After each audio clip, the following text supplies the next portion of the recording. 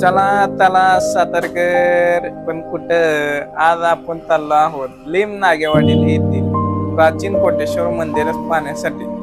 तरी आपण जाणून घेऊ मंदिराची प्राथमिक माहिती. तर दोन्ही बाजू नदीमध्ये पात्रात आहे.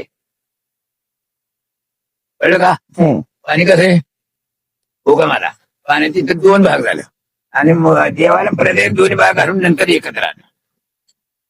हे हिचं वैशिष्ट्य आहे आणि जागृत असल्यामुळे भक्ताला तो पूर्णपणे सहाय्य करतो. बाकीच्या ठिकाणी कसं माहितीये का, बाजूला आहे साईडला पाण्याच्या मध्यंतरी नाही.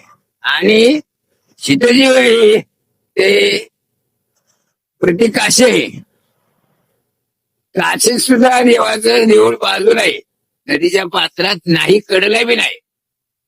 तिथं पात्र आहे कमीत कमी पुरा इतकं आहे. काशी विश्वासाचं काशी सुद्धा. असेच नवीन व्हिडिओ पाहण्यासाठी लाईक, शेअर आणि सबस्क्राईब. धन्यवाद.